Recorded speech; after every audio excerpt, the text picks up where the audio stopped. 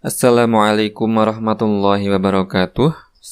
Halo, berjumpa kembali. Sudah makan, sudah minum, dan sudah bayar utang. Dan sekarang kita berusaha akan fokus menyimak penjelasan ayat pertama dari surat Al-Isra. Bismillahirrahmanirrahim. Subhanalladzi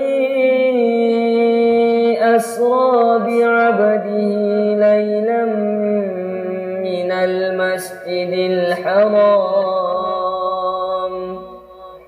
ilal masjidil aqsa alladzi barakna hawlahu linuriyahu min ayatina.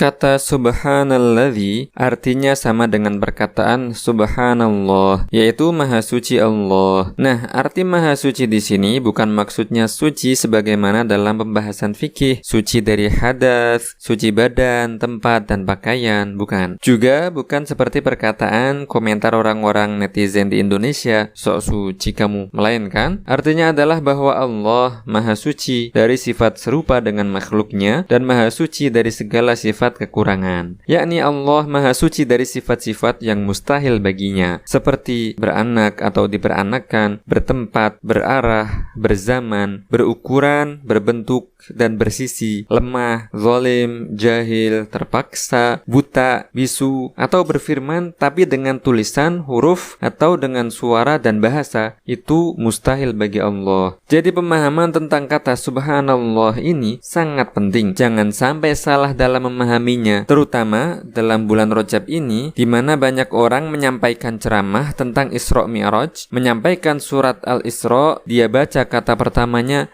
Subhanalladzi asra, maha suci Allah. Tapi apa? Justru di belakang dia mengatakan bahwa Allah ada di atas langit. Sebagian mereka mengatakan bahwa Allah ada di atas arsy, dengan bukti karena Nabi Muhammad Mi'raj atau naiknya ke atas langit, ke atas arsy, bukannya ke Bekasi, kata mereka. Nah, ini penting sekali karena salah sedikit bisa fatal akibatnya.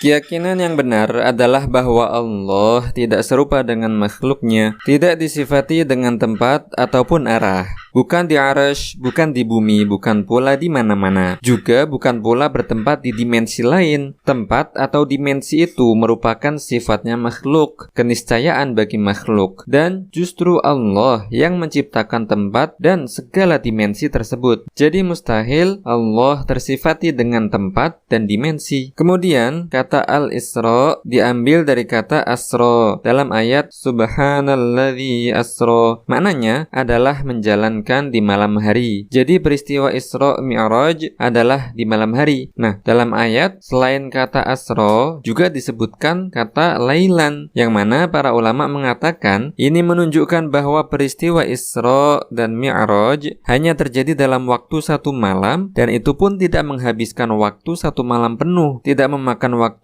yang lama. Padahal perjalanan Isra dan Mi'raj adalah menempuh jarak yang sangat jauh. Kemudian Masjidil Haram dan Masjidil Aqsa adalah masjid yang dibangun oleh Nabi Adam alaihissalam. Pertama-tama beliau membangun Ka'bah, lalu 40 tahun berikutnya beliau membangun Masjidil Aqsa. Dan dalam ayat ini disebutkan dua lokasi itu dengan nama masjid, yang berarti bahwa Nabi Adam dan seluruh nabi lain setelah beliau adalah beragama Islam, menyembah dan bersujud hanya kepada Allah.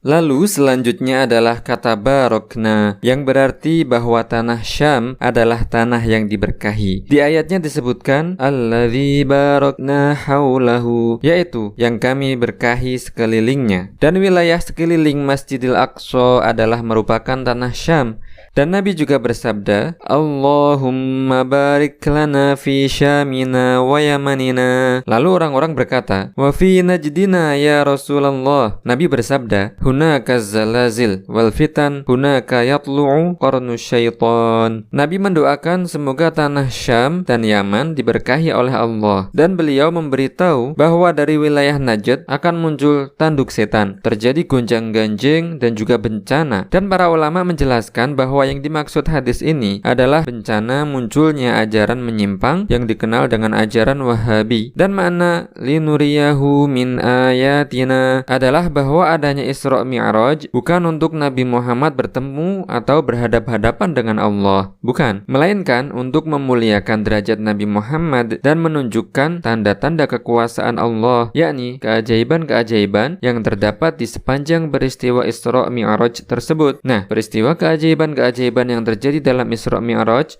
insya Allah dibahas dalam video terpisah saja ya. Terima kasih sudah menonton. Wassalamualaikum warahmatullahi wabarakatuh.